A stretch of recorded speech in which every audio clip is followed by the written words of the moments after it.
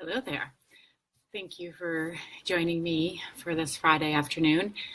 And what I thought I'd do this week is take a few of the questions that came in over the week and kind of mush them together and address it because it all relates in some way or another. And I thought we'd talk about frequencies. So the idea that you are this solid mass and are just a result of where you've been is very misleading. And I feel like it's important for all of us to, if we haven't been, to start paying attention to what our frequency is. So just like if you take boiled water, if you take a pot of water and you start to turn up the heat on it, right, that it's going to change not only the molecular makeup of it, but it's going to start to change the form of it. It goes from standing to a little bit of bubble to straight up to steam, right? So this is I think the best layman's way, at least I've found, being the layman, to describe our frequency. It's also like, I guess, a radio station, right? You can have the 88 point whatever on the low end of the dial, 107.7 on the other end. Hey, that's GNA, country music. So, and every variation in between, right? So they all have to have a specific frequency in order for whatever's being presented in studio for it to go out to the masses so we can listen to it. You're no different. You are your own radio station. And your own personal vibration, frequency, resonance, there's all kinds of names for it, can be affected and adjusted by just about anything going on in your life. So what I'd like to do is bring a little bit of awareness to it, but also accountability, because we all know I love that word, and to just give a couple tools in which you could shift that whatever you're offering in the moment. And then I'm going to kind of weave in some information about the different generations and all that. So the first part, thanks for joining us, ladies. Sarah's doing her lunch break with us. I just had my lunch break, actually. So the ways that our frequency can ebb and flow is, are you tired? Did you not eat lunch? Are you under a lot of stress? Are you drinking enough water? Did you get any sleep? It can also be affected by what's going on around you. Are you surrounded by cranky pants? Has it just been a kind of a tough day? Your energy will ebb and flow as a result of that. And while I don't feel like we can always be completely on top of the frequency that we're offering all the time, because then we would just be paying attention to that and not be present in life. So the idea that you emanate a vibration or a frequency should be part of your everyday vocabulary. And the intention there would be to be raising up of that vibration when you are dipping. And some ways to do that can be to get out in nature. I ask Archangel Michael, he's my go-to guy, and I'll say, please surround me with white light. Thank you very much. I ask other people to be surrounded in that white light. I think of it as a bit of an energy hug, because that can actually shift somebody's vibration. A lot of times people walk into this room and they'll say, oh, it just feels so calm in here. And I appreciate that from a visual aspect, but mostly it's because I've got the energy in here so lit up that your personal antenna recognizes that, and then it tries to bring itself up as well. And I think with a little bit of practice, I know with a little bit of practice and attentiveness to it, that we can all be in a great offering of our own radio waves. And part of the reason that we get in those lower frequencies, the first being depleted, that is typically the first thing I'll see, is that somebody's just tired. And then we have to look at, why are they tired? Is it a medical thing? Is it emotional? Did you just have a day where you ran around like a crazy person and you are tired? Like, sometimes it's admitting that you really do just need to dial it down a little bit. The other way that we get there is by hanging on to, into those lower frequencies, is by hanging on to the past, by always being aware and reminding yourself of whatever the story was of back there. And what that does is it creates a dip, because you're working, your own intuitive and soul self is working to raise that vibration up in each experience. That if you're always looking about where you were, because rarely do we look back at those happy times and raise our vibration, we usually look back at what didn't work for us, sometimes trying to convince ourselves that the story has changed, but it can't, it's back there. So when you find yourself depressed, feeling depressed, totally different than clinical depression, okay, guys? I'm not saying that this is a cure-all for those that have clinical depression. It can help. It works very well with the therapists and clients that I work in tandem with, by learning some of these things. So if you find yourself completely living and telling the story of back there, you are intentionally lowering your vibration. Some part of you may like it. It might like sitting in your shit, and it might like the fact, it might like to tell the story of how you've been wronged.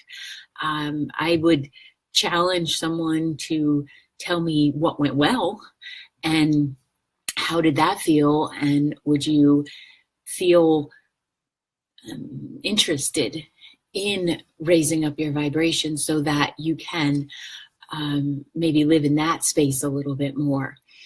And the other part that where you can get somewhat depleted is hanging out with people who don't want to shift, who don't want to move. You can have compassion for them, but if you're hanging out with them, you're volunteering to lower your own frequency. And there's this message from every one of your souls that it is here to grow, to expand, yes, to learn through contrast, but I believe we can also learn through joy. So we don't have to learn from being in sadness, the dregs of emotions. We can actually learn by being in joy and humor and irony and all of those things. So if you take an inventory of those around you, how many of them are repeating not only patterns with the people that they're hanging out with, but are repeating the same thing week after week after week? I don't know about you, but that to me can feel so heavy. It almost feels like I've been slimed. And I take it very seriously that my role is to acknowledge the hurt or the trauma or whatever we've gone through, and then nudge people to that other space of raising it up incrementally, raising that vibration up. And meditation can help with this. Walking meditation. You don't have to sit on your butt and om. You can do it in whatever way that it feels supportive to you. Working with stones and essential oils, taking a class in anything. I'm not talking just energy classes. Take a class in anything. Horticulture, if it interests you, auto mechanics, go to a paint and sip class, all of those things. It doesn't matter what you're doing as long as there's an intention of, one, being aware of where you're vibrating, and wanting to increase it and to, expand on that. Because I believe when we start to pay attention to that, we do raise up our baseline. And then it's not as challenging when life happens and something you dip.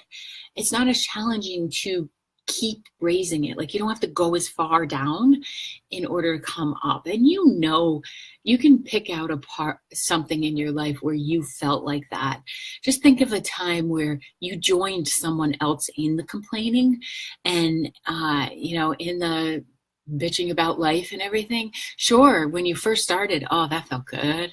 It felt really affirming, and the little subconscious was getting its way and it's so excited. And then it started to feel crappy.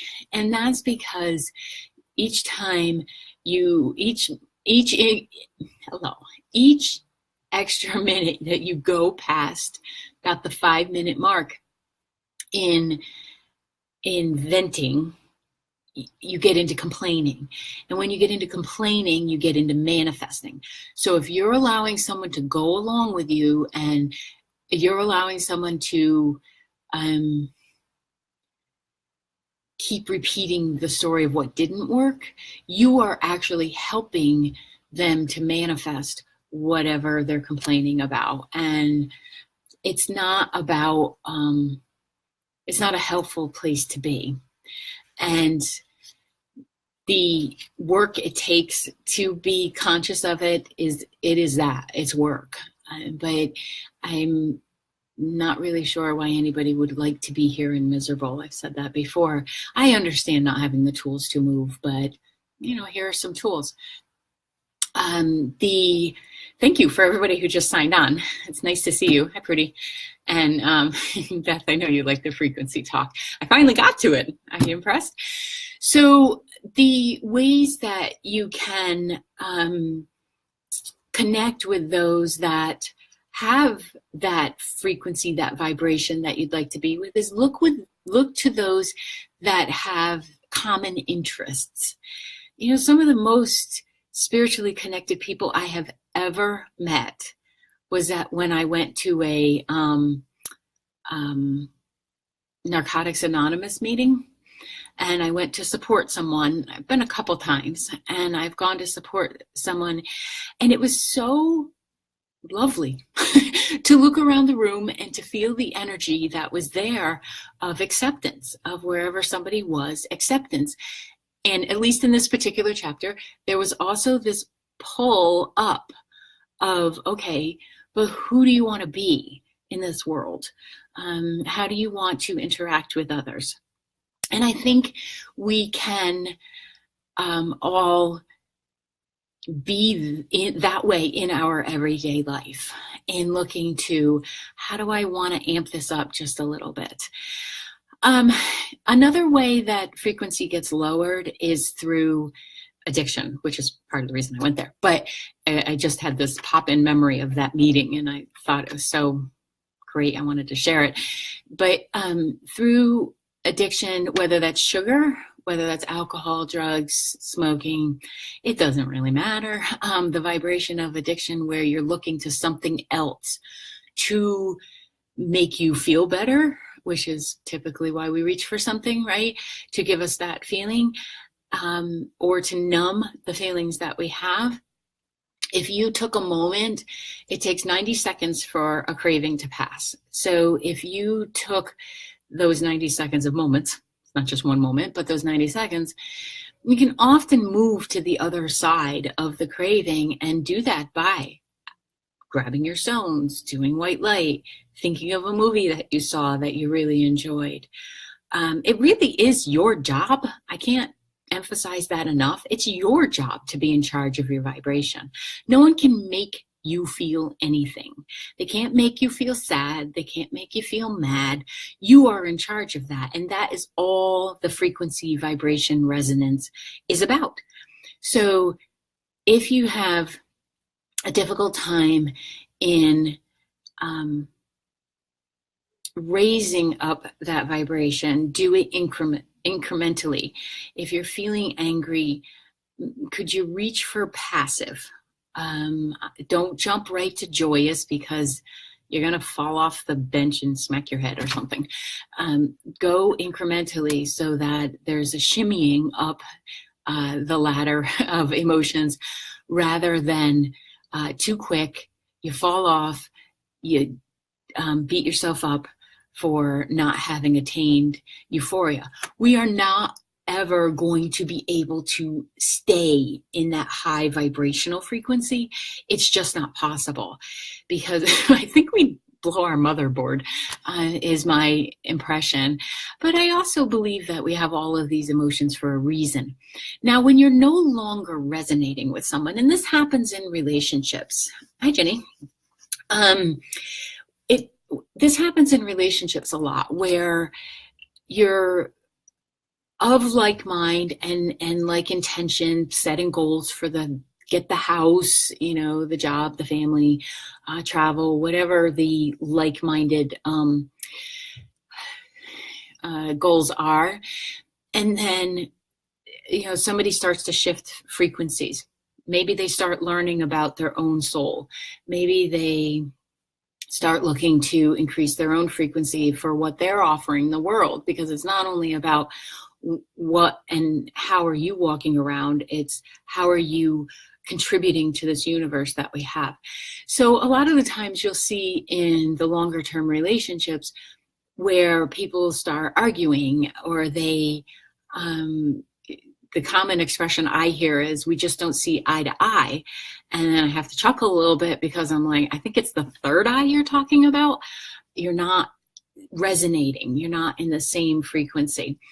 And it's not like you can always be there. That's not possible either. But if each person can look at the other one and say,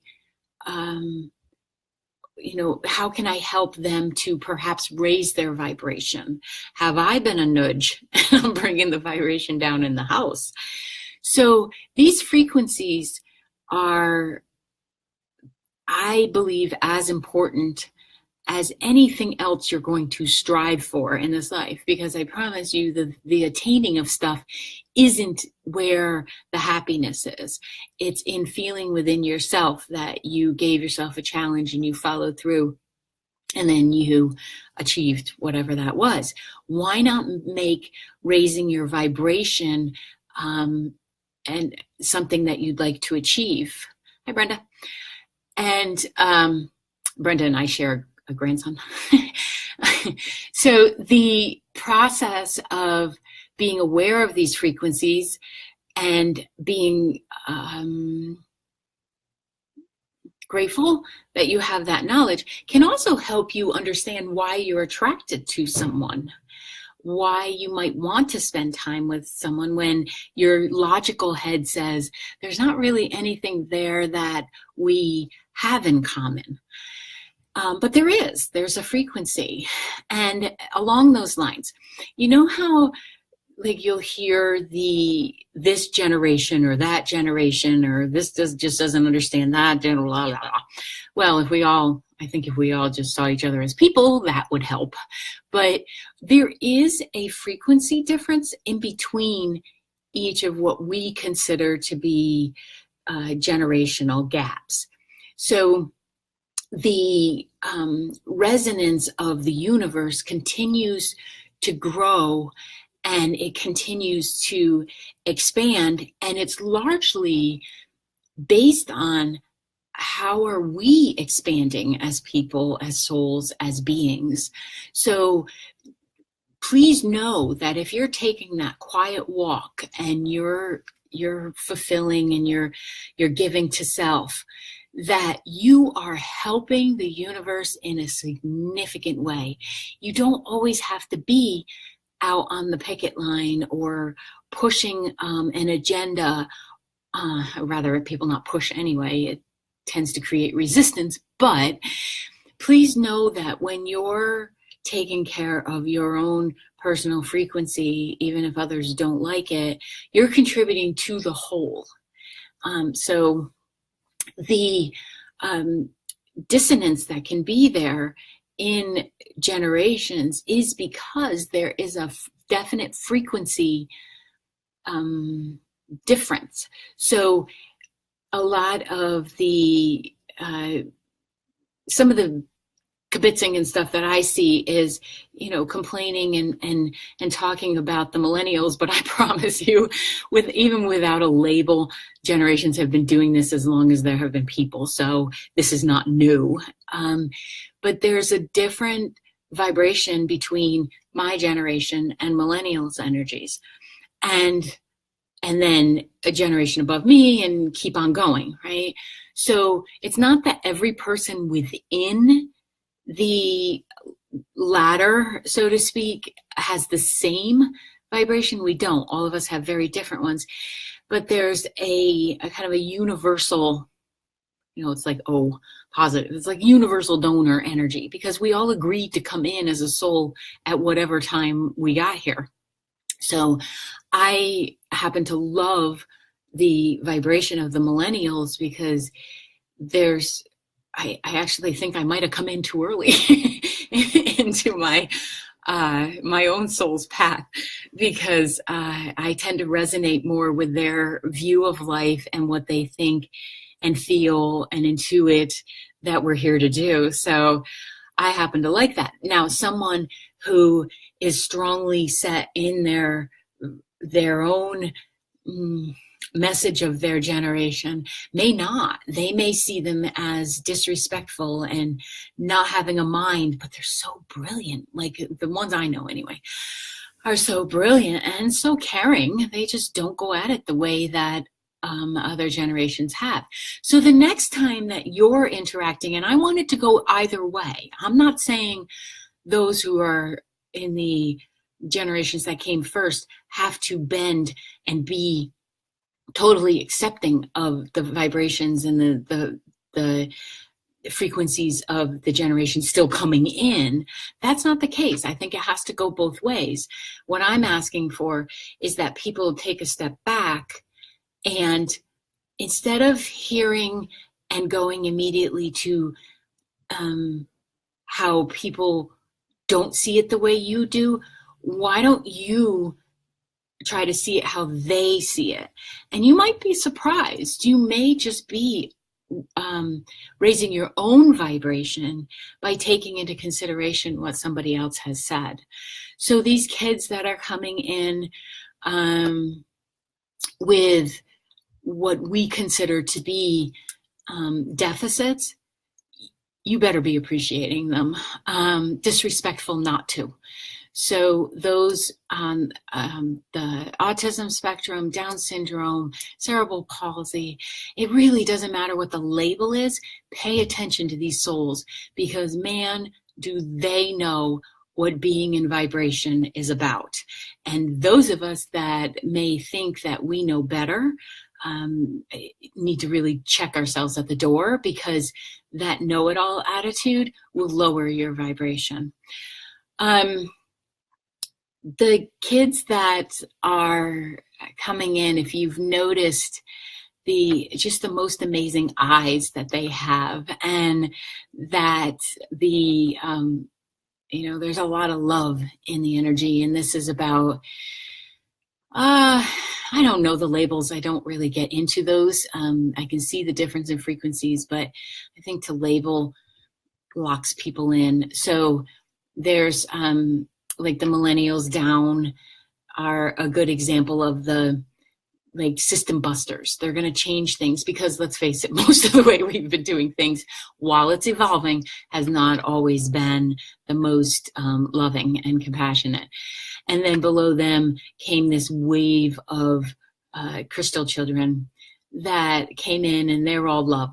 They are all mushes, and they want everybody to be of the same heart. They don't see differences. We could see what I mean by we could learn a lot from these kids. And then below those is another one where they come in with, to me, they have like almost a rainbow effect to them. There's like this iridescent quality to them. So they're the ones that are about, a little older, 8 years old to about 3 years old. Okay.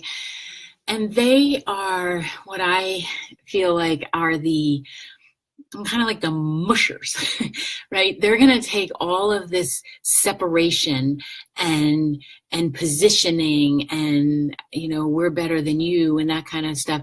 And they're just going to go, no, I don't believe in any of that. Mush it together.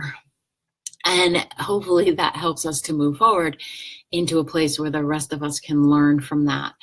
And then below that, there's a new vibe coming in of the kids of the souls, really, that are really, really, really evolved souls. So these are going to be the ones that don't try to BS them, parents, grandparents, aunties, uncles.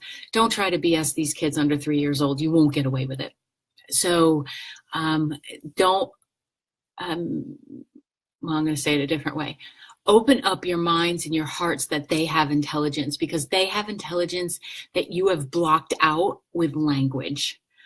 And if you can expand your language, it's like learning a whole new language.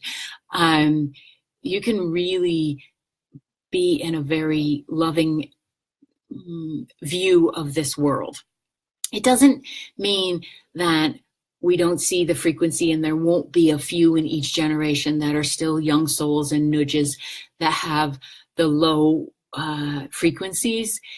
They're still going to be there. We're an evolutionary species, so from a soul level as well as a human level. So there's still going to be some of those in there, and we'll keep learning, hopefully, from that.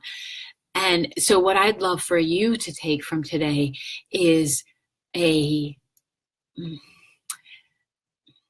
maybe an inventory of your vibration, of what you're offering. And then in addition to that, when you see that kid screaming in the grocery store or something, offer help. Do not offer the judgment. Recognize that they are vibrating so high that they're probably picking up all the frustration that the adults are walking around with. And if you want to raise your vibration, even if you don't feel comfortable offering help, send some white light to that little one. They pick it up like the little sponges. It's so cute.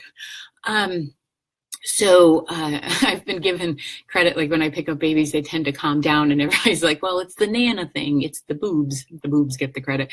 And I'm like, no, I understand the energy of where they are. I meet them where they are, and then I slowly calm it down. Everybody has that ability. So do your inventory. Check into what you're offering and get it jacked up there, and see, why don't you take the challenge of see how happy you can get this weekend. Music raises the vibration so often, immediately and dramatically, so that you can see the difference between fore and aft. So thank you, Gina, for coining this Frequency Friday. I like that. And thank you for those who wrote in and asked to hear about frequency again, and to hear about the kids and that little bit that I threw in there. So next week's Friday talk will probably be a little earlier, because at this time next week I'll be on a plane coming back to Massachusetts. So they probably won't let me do Facebook Live from the plane. So, I'll pay attention, not get thrown in jail. So thank you so much for everyone joining, and now and then later when you catch up to it. I really appreciate it and love the comments after. Why don't you shoot me some ideas of how you raise your vibration? Do you garden? Do you dance? Do you get together with friends? Do you go watch a comedy? I want to hear all the good ideas of how to raise vibration. And let's see if, while you're thinking that, your own vibration doesn't go up, and then you contribute out to the universe, and then we have some pretty awesome days. So thank you so much. Bye-bye.